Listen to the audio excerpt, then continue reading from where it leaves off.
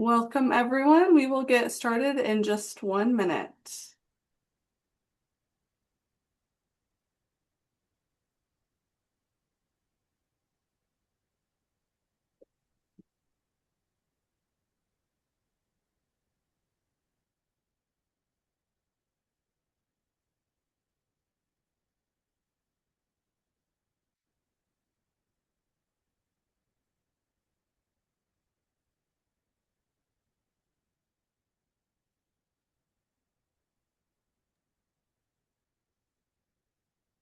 All right, we're going to go ahead and get started. And welcome, everyone. Thank you so much for joining us today. We are so glad that you joined us for this important conversation. Financial literacy is now a graduation requirement in 30 states, and a mandate opens the door, but walking through it really takes more than just a checkbox, which is why recently here at Financial Beginnings, we launched our educators portal to really support our educators better. So today we have three amazing partners to talk really openly and honestly about what's working and what's not working, and what schools and teachers and students and partners really need to make this kind of education really work. I'm Ronica Norvell. I'm the CEO at Financial Beginnings, a nonprofit dedicated to advancing financial education and empowerment for individuals, families, and communities across the country, and I'll be moderating today. So a couple of quick housekeeping reminders. I want to remind everyone that this session is being recorded and we will send it out afterwards so that people can visit it again if you want to, or share it widely. And if you have any questions, please feel free to submit them in the chat. There will be a Q&A session at the end and we will get to as many as possible. So let me start today by introducing the panelists we have with us.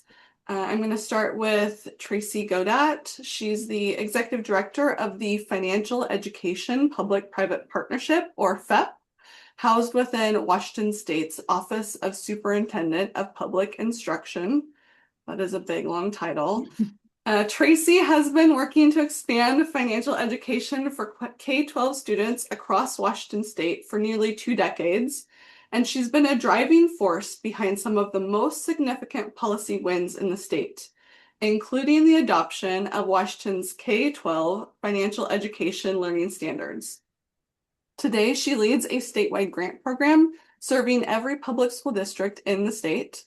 And in 2024, she received the Innovation in Financial Education Award from the National Endowment for Financial Education, a recognition that really reflects just how much she's been dedicated to this issue and how much she's helped the needle move. So welcome, Tracy. We're so glad to have you with us. Thank you.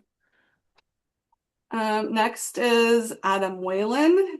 He's the Executive Director of School Performance and Workforce Development at the Northwest Regional Education Service District. Another nice long title.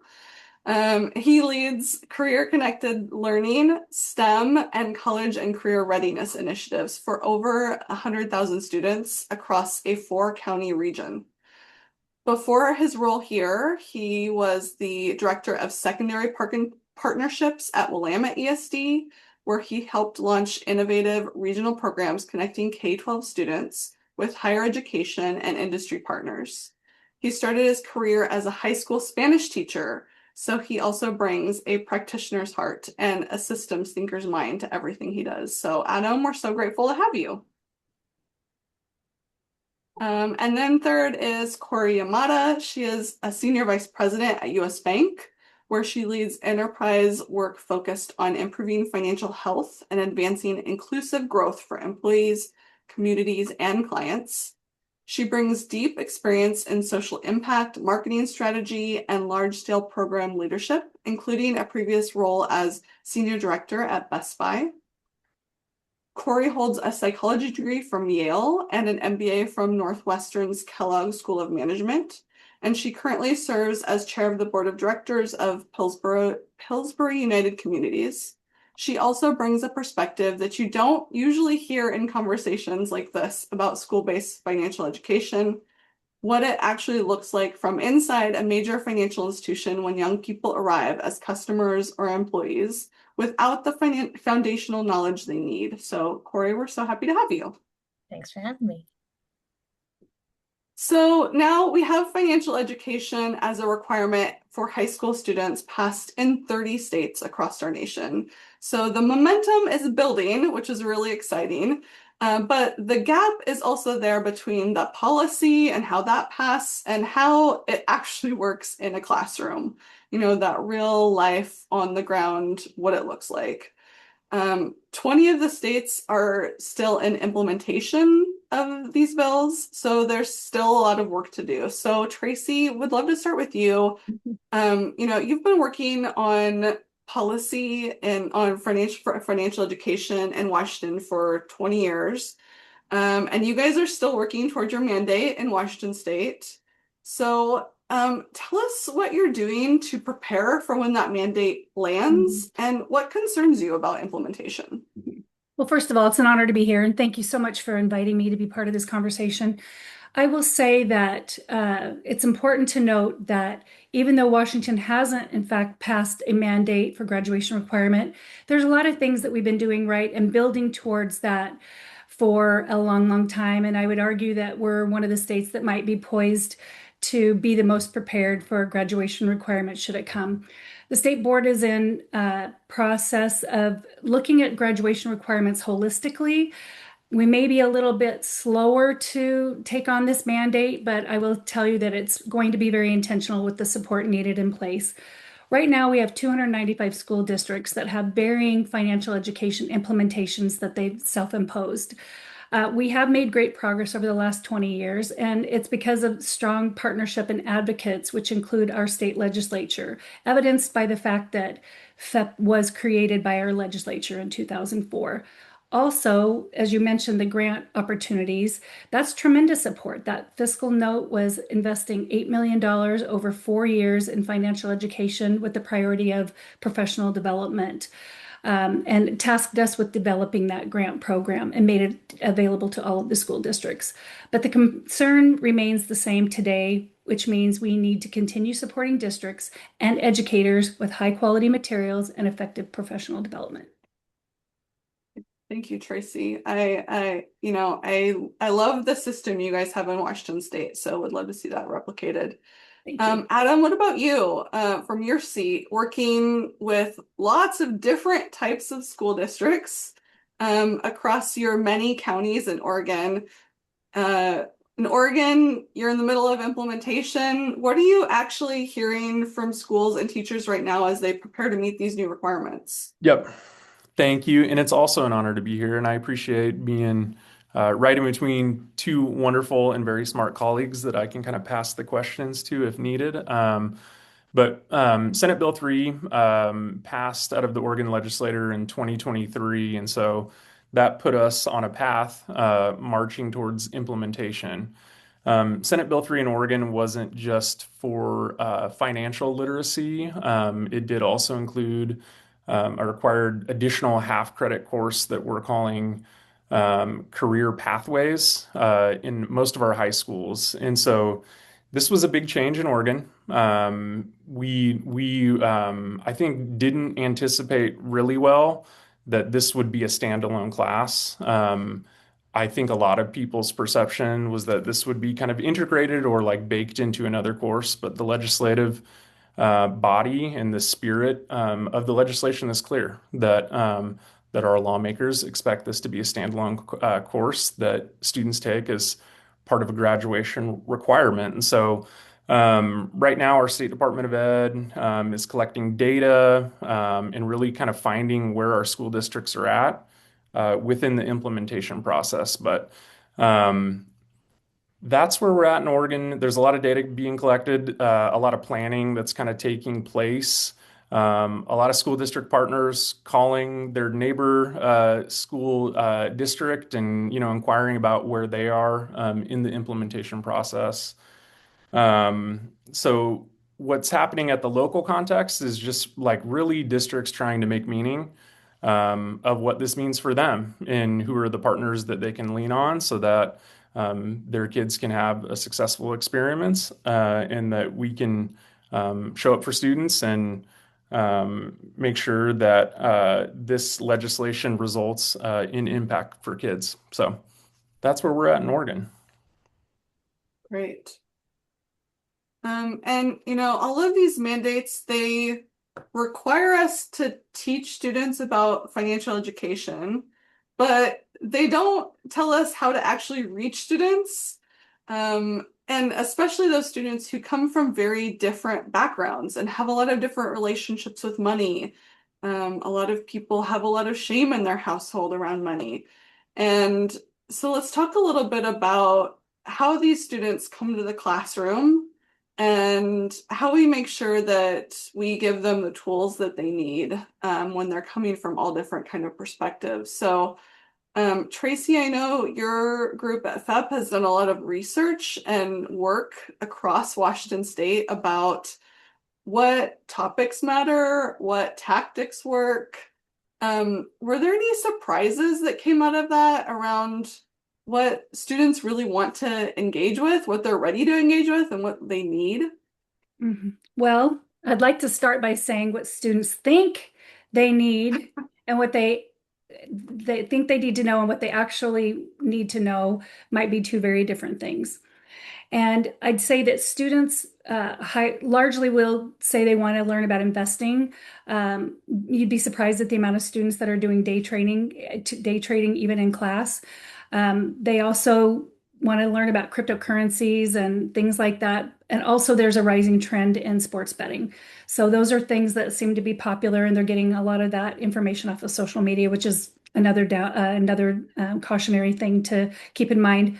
But we don't want the students to miss what the bigger concepts are. What we need them to have things that are more foundational, things we know that without things like budgeting, they wouldn't even begin to understand what it means to invest in some of these things. So things like that we think are the most important that all students need to know, regardless of their background, would be student loan debt, credit, fraud and scams, and also taxes. That's just to name a few things. Yeah, thank you. There's a lot out there that we need to work on and make sure people have really good information sources. So Corey, what about you from your perspective at US Bank?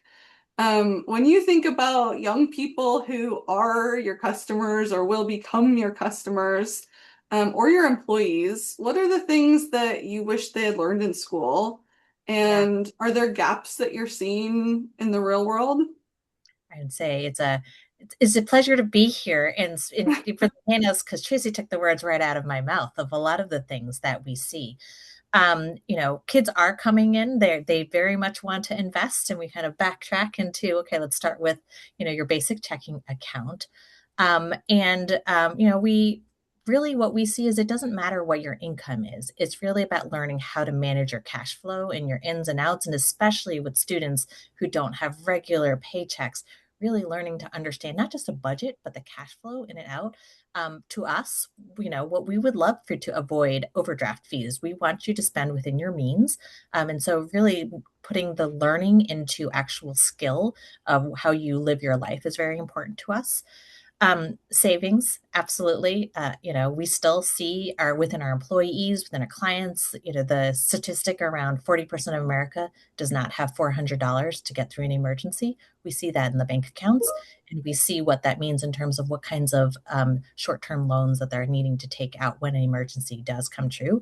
So really learning the skills around building those savings.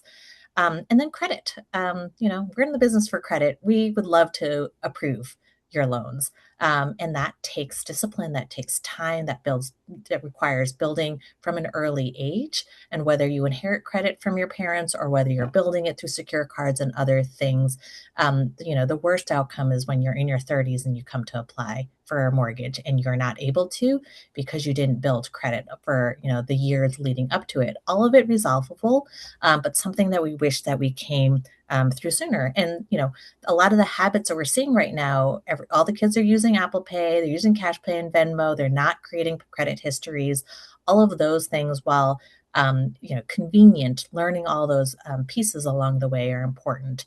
And then, Tracy, the last thing you mentioned was fraud.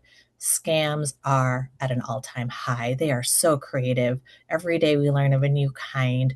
And so, really, at the end of the day, it's not knowing what the scams, it's knowing how to really inspect and really understand when you may be scammed, what fraud looks like, and knowing who to call and how to call.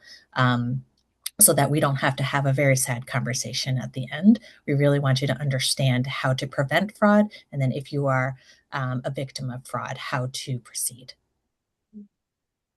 Yeah, that's great. I feel like there's so much just like training your gut to notice fraud, right? To just say, oh, there's something here that tells me this is wrong, and trusting that. So, Adam, I would love to ask you too, so much of your career has been at this intersection of academics and career readiness. So, how do you think about financial literacy and financial education as part of this broader preparation for, life as an adult? I've heard these classes in Oregon called like adulting classes, right? So, how do you think of that, of life as an adult prep? Yep. I appreciate that question. And like a lot of questions, like I'm gonna answer from the perspective of like I am an ambassador for and a big advocate of career and technical education. And so that has been, my experience the last decade in education is really working with students in environments where like applied learning and real kind of practical, tangible connections to life after high school. And like to me, this falls firmly in that bucket. Um, in the career and technical ed space, I've joked like we don't really have to talk about systems of accountability when we're talking about career and technical ed because the graduation rates are like 98.5%, right? Kids get up in the morning and come to school because of things like CTE. And like for me, I just do really believe that this kind of curriculum and these kinds of lessons are in that same bucket. This is directly applicable to kids' lives, and kids care about what's directly applicable to their lives. And so, to me, the real opportunity that we have here is that this is a space that kids really care about. They care about making money. They care about how they're going to spend their money. And so, if we can really lean into that and really lean into the applicability of like this matters now, and this will matter in the future. Like I think we have a really good opportunity to really talk to kids about how this is really important. And so that's what I'm most excited about. Just like we have had in the state of Oregon a tremendous amount of success of serving kids in really applied settings. And so if we can kind of connect the dots, that financial literacy and like CTE are cousins, I think it's going to serve us well to kind of opening the minds of kids. Yes, for sure. I love that. I love being cousins with CTE. It's a great family relationship for sure, and really can build and strengthen each other. Um, I do want to just ask a quick question. I know Tracy has a real point of view on this, and Adam, I'm sure you do too, about really the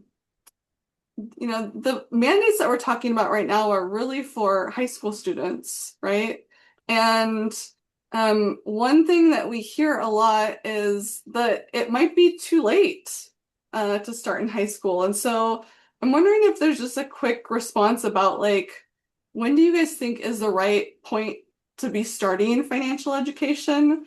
I know at Financial Beginnings we have a point of view about this too, but just would love to hear too. I'm sure there's teachers with us today that aren't high school teachers, and just something for them too. Do you want me to start? Yeah, go for it, Tracy. Okay. Well, a lot of people in financial literacy think it's a cradle to grave issue. And so I will say that I have a 2-year-old grandson, and my daughter's already teaching him about, no, we have to pay for that, and teaching him just little things that you can start with that helps build that foundation that I was talking about. Um, at FEP, there's a lot of attention right now across the United States being put into these graduation mandates. And what I will say is we're going to continue advocating and supporting K-12, meaning we advocate as early as kindergarten. And students can easily understand these concepts, such as borrowing and lending. I mean, think about kindergartners, they're borrowing library books, they might loan a pencil, they might loan a sweater. They also really understand needs versus wants. And so we would like to continue building these concepts throughout each grade. So we've invested a great deal of time over the last 3 years building a library of curated children's literature. THEP.org, shout out to Amy Cleaver, who's done this work on our behalf. And this support, she also has created these supporting research pages with lessons and talking points. The time investment can be very low in these lower grades, but the intentional conversations, and elementary educator opportunities that connect with other content areas such as social studies, math, ELA, the return on investment is high.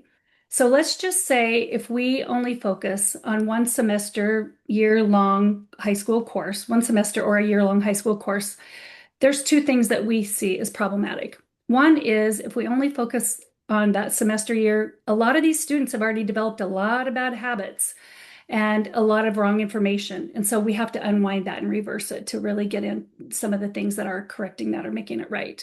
Our most vulnerable population of students, the second thing would be our most vulnerable population of students have the highest dropout rate. They would never see financial education if we're waiting to do that as a junior, senior year course. Imagine on the opposite, if we had an intention and prioritize only 10 hours a year for financial education. It's 10 hours a year starting in kindergarten and go all the way through 8th grade. Those students entering high school will have already had 90 hours of financial education. So this can be very intentional and it can be very meaningful. And I believe that this could be a significant improvement to their knowledge and attitudes for elementary and middle school students. Yeah, I think even what Adam said earlier really resonated with me. Kids know about money and they want to know more about money. Yep. We've heard definitely from some teachers that our courses that we have in elementary students have helped teachers reach students that weren't interested in a lot of other topics. And this was the thing that kind of made it click for them around, applied math even. Like there's so many opportunities there. So this is great. Well, thank you for that, Tracy. And I'm gonna switch to talking about now what the teachers really need, because I think supporting teachers through this process is just really so important. And, we know that these mandates that happen, if there's no support around them, it is a huge burden to teachers and that falls on teachers' shoulders. And teachers are being handed new requirements with limited training, limited time, and really limited confidence about the content itself. I don't know about you guys, but this wasn't something I learned in high school myself. And so I want to just have a conversation about what does it look like to offer support to our teachers. And Adam, let's start with you. You've really spent your career helping districts build this capacity around new programming, and you get these new requirements and they land in your district and they land in your school and there's no funding and there's no real clear infrastructure. And what do you tell people about where to start when you're talking to leaders and teachers? Yeah, and that's a great question. And I think, as we all know, like changing a law or creating a policy doesn't lead to change at a local context, right? Like I think we can all agree on that. That's not how it works. I remember when I was a much younger administrator and I was talking to my chief HR executive, and there was a staff member that was doing something they shouldn't have. And I said, I am just going to, really remind them of the policy. And he joked and he said, that's going to work for a day. So what are you going to do after that? And I was like, oh, he's right. And districts are like facing this head on in local context matters a great deal. Our larger, more urban districts that tend to have the majority of the students and therefore the majority of the resources have a lot more tools to take this challenge kind of head on. and to figure out a really effective way to incorporate this into their master schedule and to deliver the curriculum really effectively. In Oregon, I think 132 of our 197 school districts are considered rural. And so those districts are generally going to be less resourced and have, less of the human capital to really take this on in a meaningful way. Um, and just like I'm a big advocate for career and technical ed, I'm also a big advocate for our education service agencies. And so I know there are folks from many different states out there. And so in Oregon, they're called ESDs, but in your state, they might be called ESAs or BOCES, county offices of education. But if you're a member of the banking community and you want to serve small or rural districts, I strongly recommend that you connect with your intermediary education office to think about how you could do this at scale. Because those partners from smaller districts, to make this happen at a local level and to implement this effectively in their local context will need partnerships. And so I strongly recommend connecting with and working through whoever your local education intermediary is in your state. And this isn't a one and done engagement, right? That policy was created, but it really will take a few years. Districts have to make a plan and they have to implement that plan.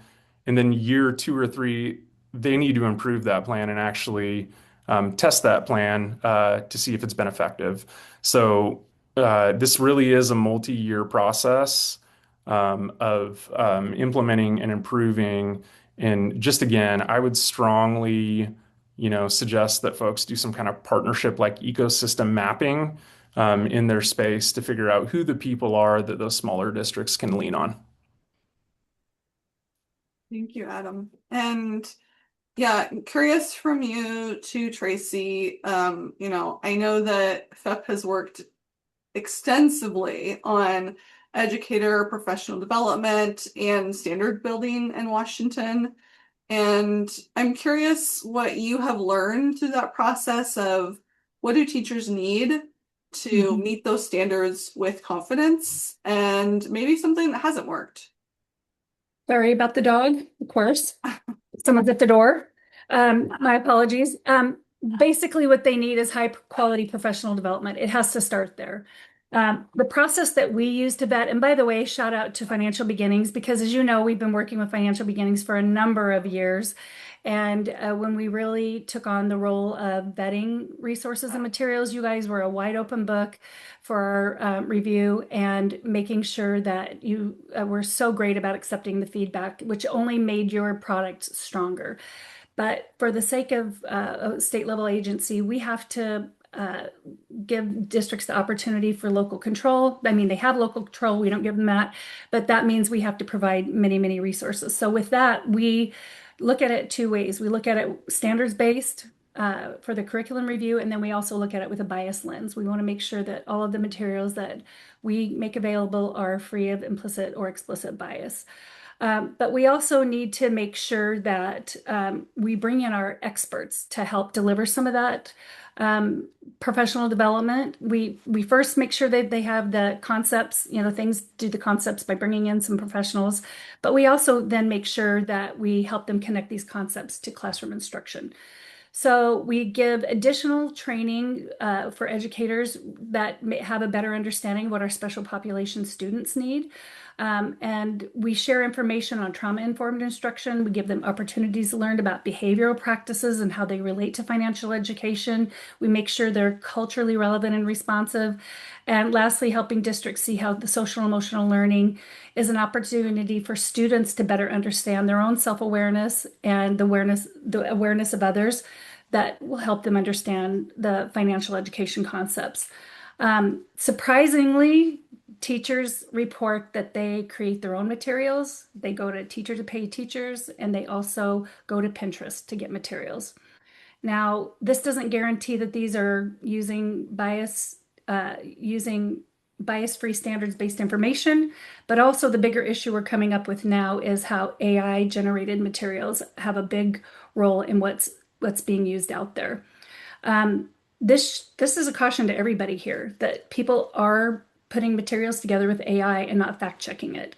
And so we have seen materials that have been presented to our team for review that are AI generated, and often we have seen incorrect information, misinformation, and that's something we all need to be aware of.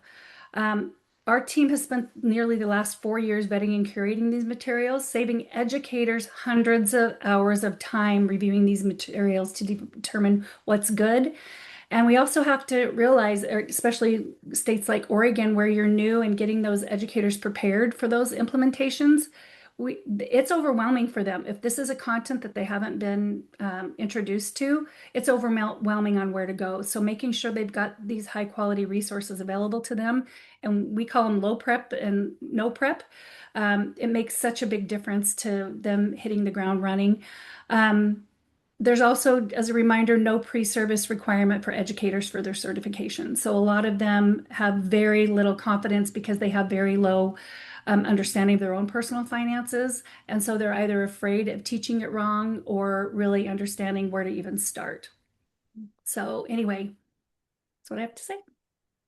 Thanks, Tracy. Yes, I appreciate the cautionary tale about AI generated materials. We've definitely seen some of that too. So, Corey, I think this is a perfect lead in to you and just the wealth of expertise and knowledge you guys have at your fingertips at US Bank of knowing this information, being able to help make sure that that information is accurate, being able to help teachers. I'm curious, like, as you're thinking about how you help deliver financial education across the country, where do you see opportunities like for corporate partners like banks and credit unions to play a meaningful role in supporting this work in schools and with teachers?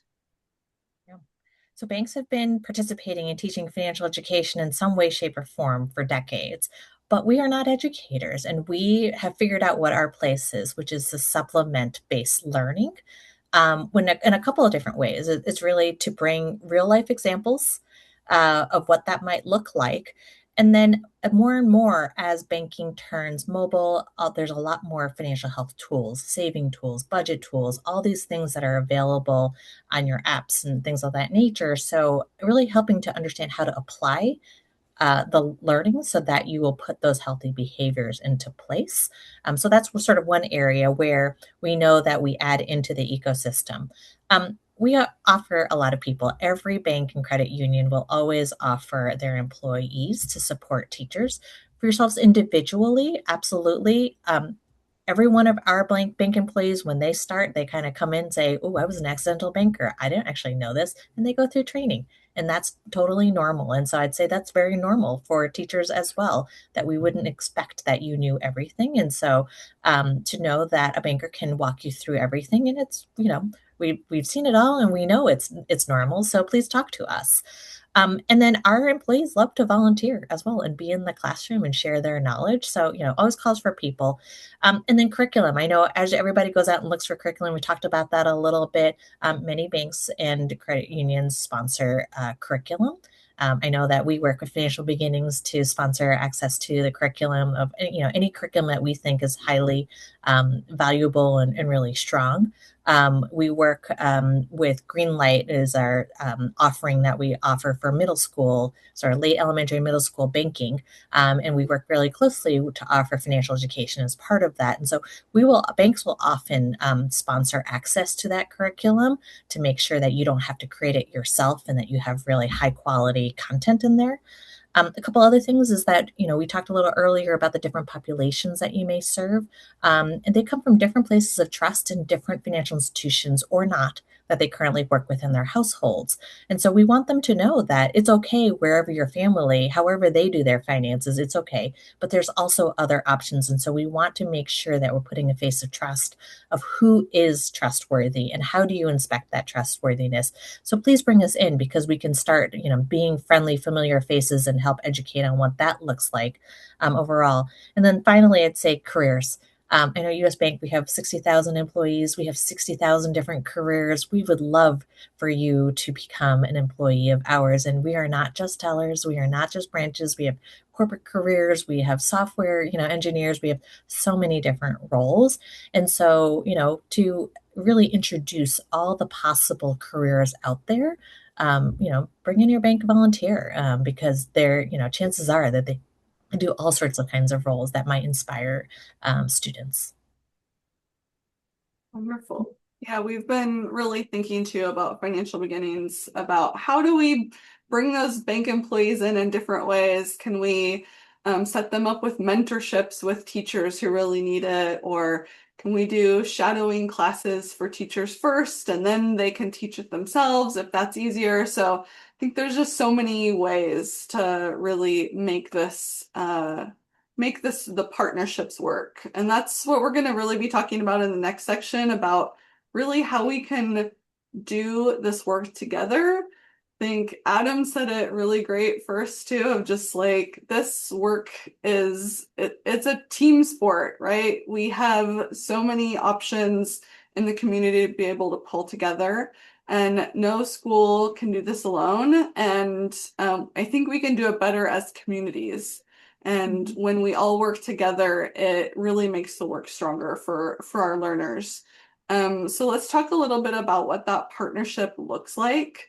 Um, Corey, I'm going to go back to you. I know you guys do a ton of work in different partnerships, and just wanted to know, can you share something about a partnership that has gone really well, where the school or community organization and US Bank were really aligned?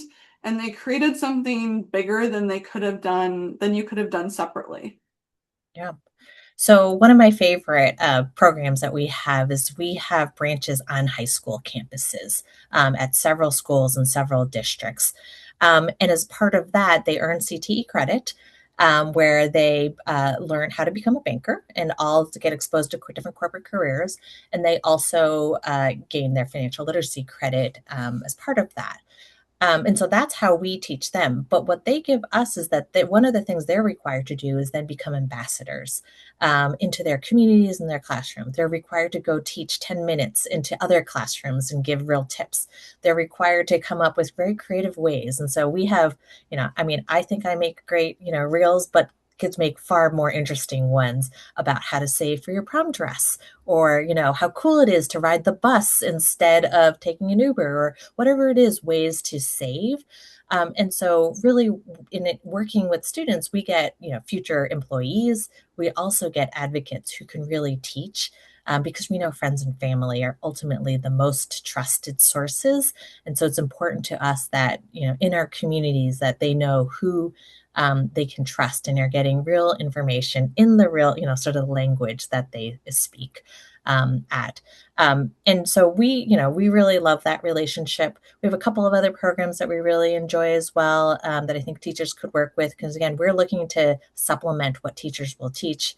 For example, we run a student scholarship program where we offer a gamified financial education platform, which is really designed to do on your own, but that can extend your learning, and we incent the activity to make sure students keep learning. So lots of different ways where if we work with schools, that we can do so much more than, just like the hour learning that we might do in a one-stop shop.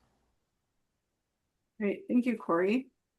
And Adam, from your work of connecting schools with employers and community partners, tell us what makes a good partner for a school, and what do community organizations need to do differently to be more useful to schools? How can people be more helpful?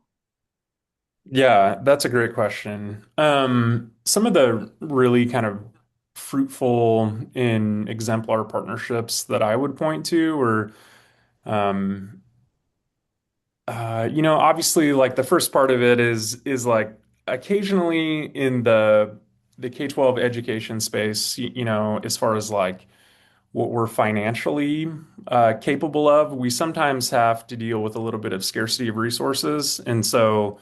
Obviously, having partners come in that can help us remedy that problem is a big deal. we can't do all of the things that we want to do for kids. And so partners, can help us kind of uh, yeah, do some barrier minimization in that space. But I think um, maybe even more important, though, are just those partners who are willing to continuously engage. It can be really helpful to have a one-time donation or something like that, but even more helpful is a partner, that's local to the community that sees the interconnectedness of the school to the broader community and is willing to show up. That can really move mountains for our educators because a lot of times, like the interactions that we have with community members can be kind of one-offs. And so, what I think is just awesome about really effective community partnerships or those folks who are willing to show up kind of, term after term, year after year, because that's when real change happens. So that's something that I look for in partnerships, those folks that see the interconnectedness of, schools produce workforce, really educated students, lead to economic growth in that community. And so if we can, adjust our mindset that, schools are a standalone thing, they're not. They're a pillar of our community. And so getting partners to kind of understand that and be willing to show up more than once can really lead to great outcomes for kids. Yeah, that's great. We definitely see that too. I've shadowed some volunteer presenters that have been in the same classroom many times, and they really get to know those students and they know what their financial goals are and can really connect it back to those things that are most important to those kids and the communities. So I think that's a really great call out, Adam. Um, and Tracy, so FEP brings together public and private stakeholders in a pretty unique way.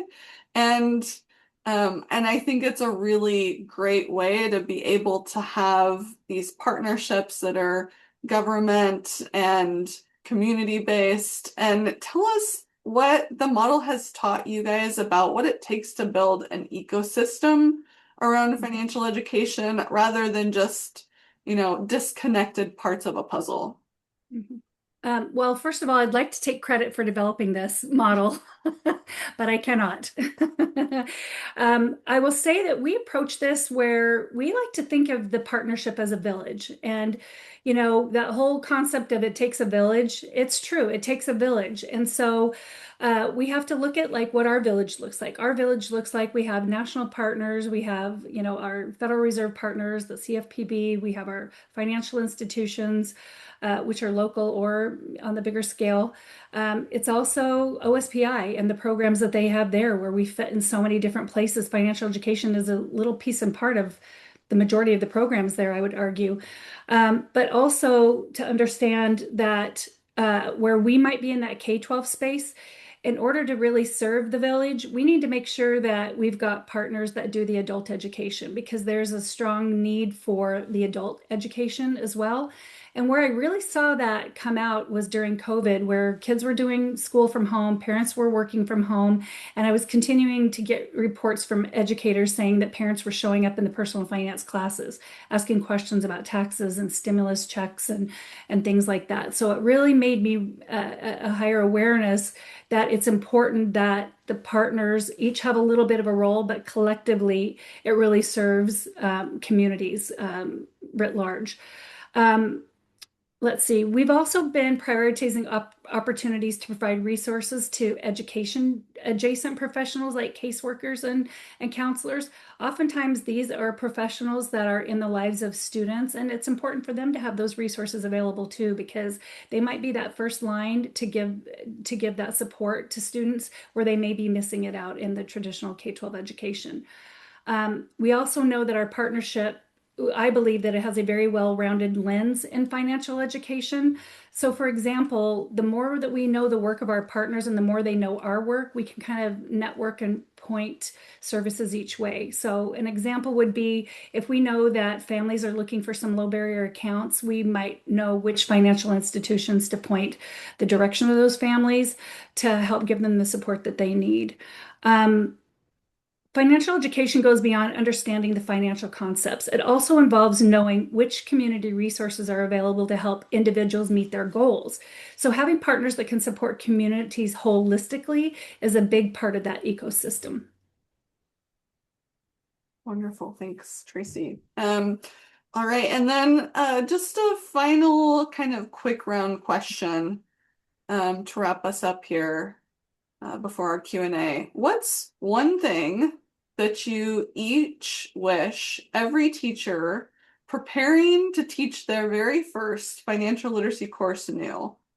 So any kind of like tips, tricks, any encouragement, what advice would you give those teachers?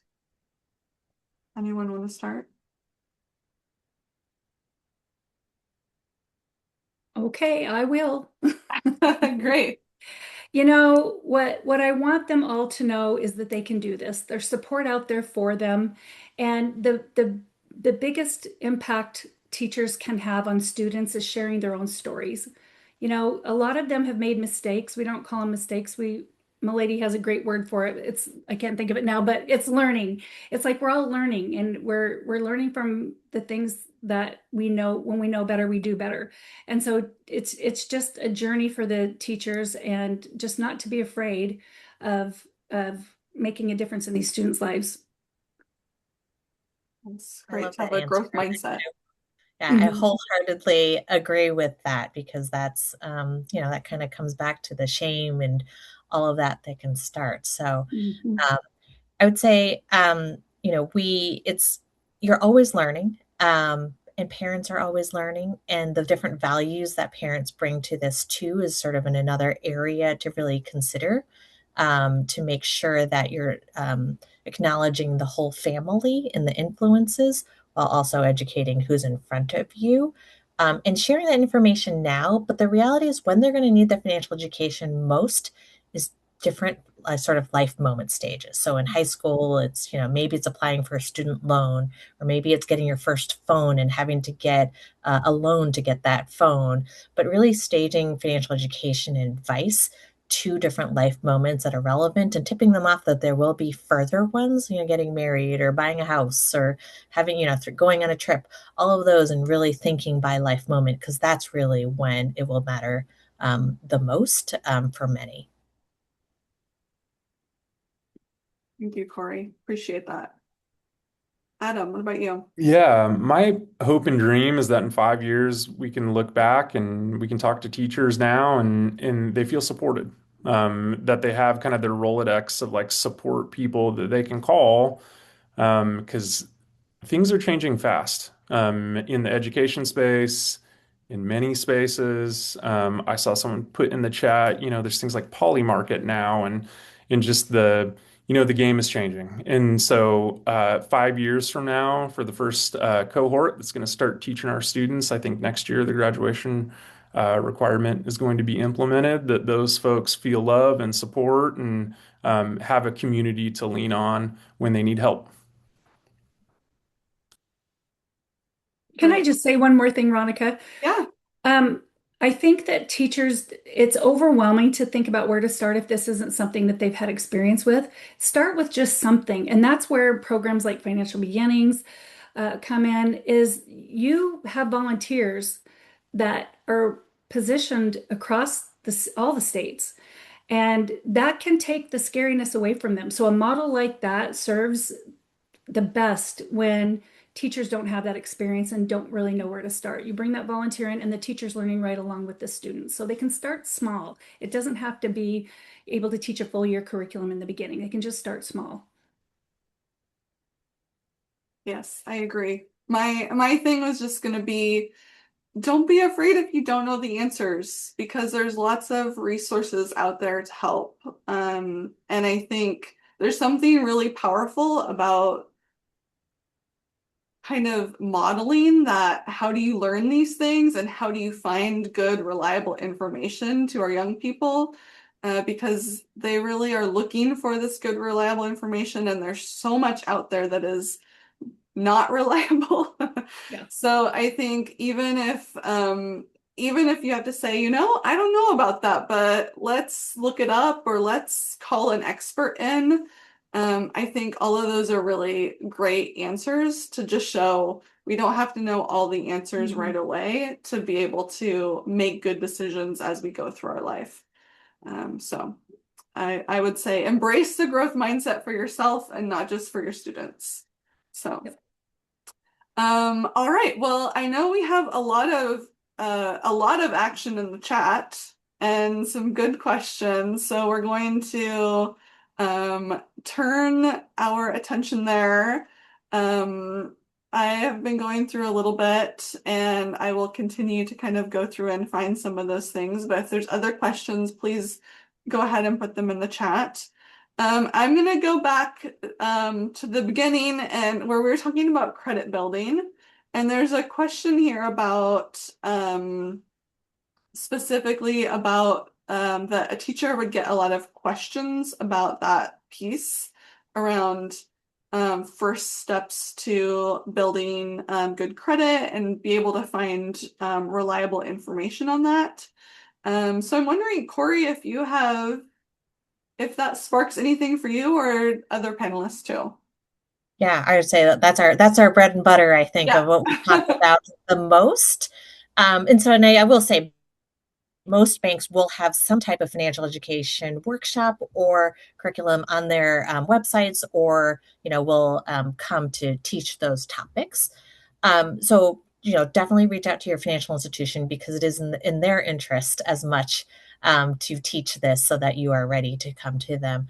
And then I would say also, a lot of the other resources generally will talk through sort of the nuts and bolts of building credit, but the other part of this is knowing what products that might get you there sooner.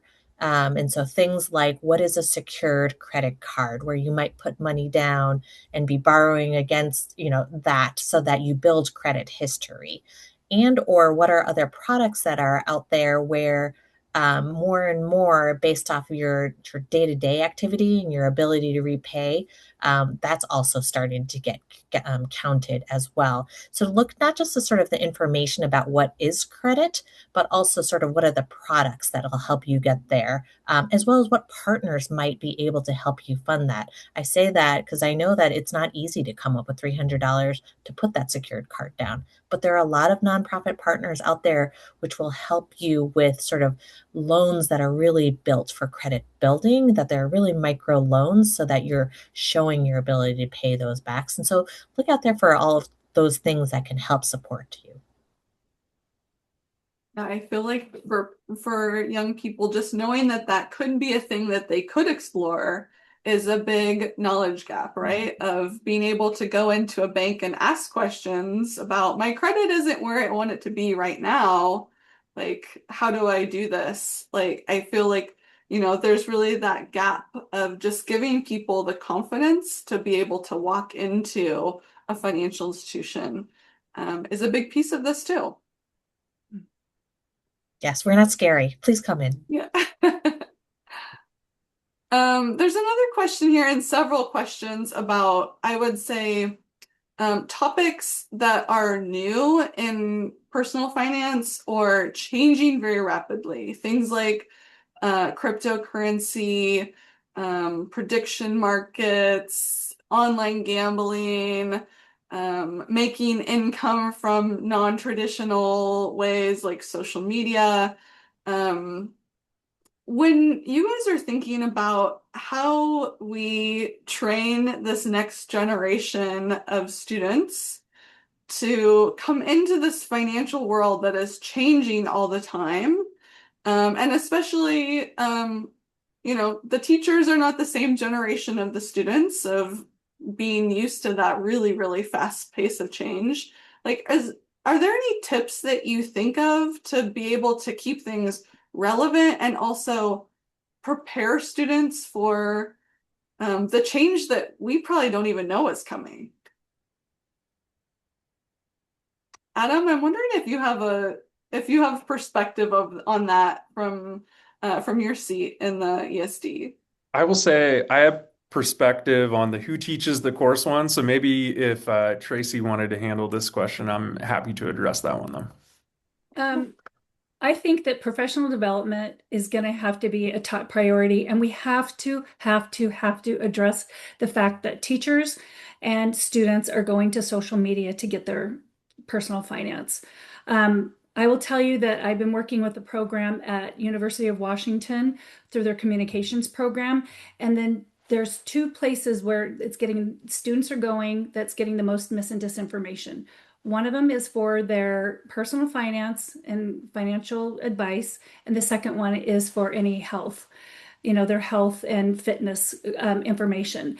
And there's all of those influencers and influencers that are out there on social media. We need to caution teachers and students and parents from taking all of that as gospel. So the way that we can mitigate that is through partnerships, is through our community organizations, and make sure that we all are messaging it similarly in the same way. But really, we have to make sure they're not getting all that information from social media. Yes, for sure. And getting really good at what is to understand what is good information and what are good sources, I think is just so important. Mhm. All right, Adam, I found the teacher that you were referencing. I Yeah. found the question you were referencing. The question about which teachers typically get assigned to teach financial literacy and how is that decided? I think there's some curiosity about that. Yeah, and this I think is just a good illustration of a of something that I was trying to articulate earlier about just kind of the comparison of like smaller districts and larger urban districts. At a comprehensive high school that's in an urban setting, generally the teacher that would get selected is probably an economics teacher, maybe even to the level of like they maybe have courses articulated for college credit or like dual enrollment. So there's a lot of expertise that lives at the larger kind of comprehensive high schools. So you're probably going to have a coalition of the willing of folks who are actually really excited about this and want to teach this.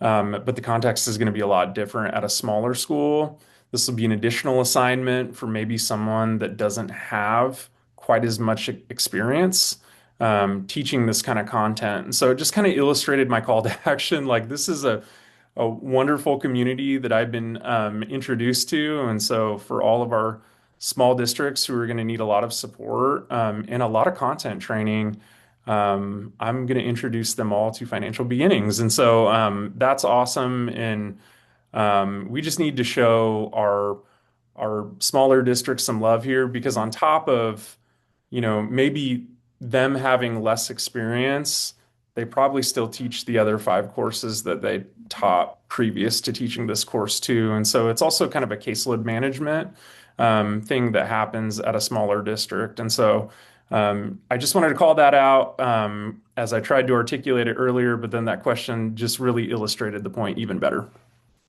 Can I add to that? Do you mind?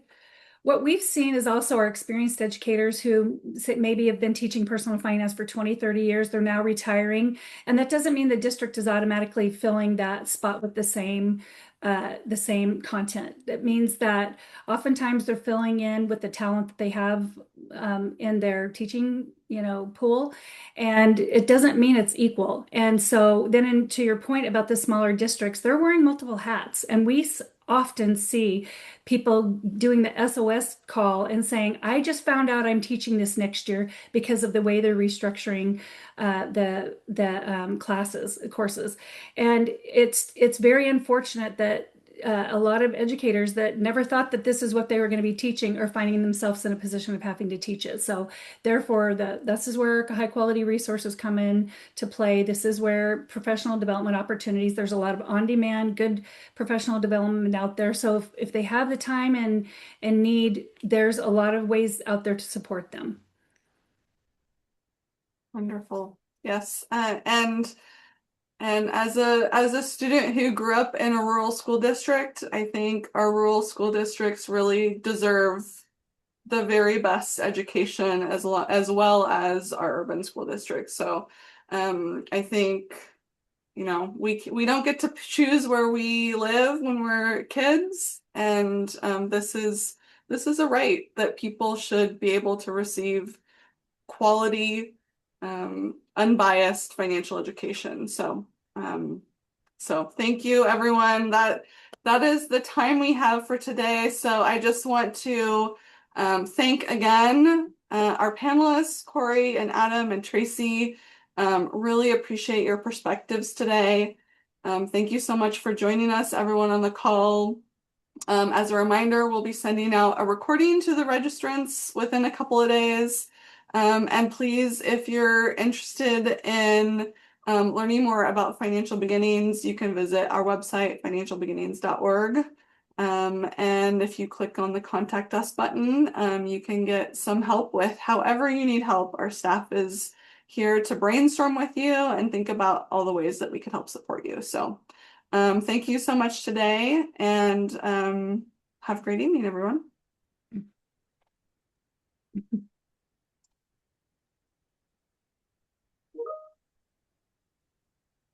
Bye, Veronica.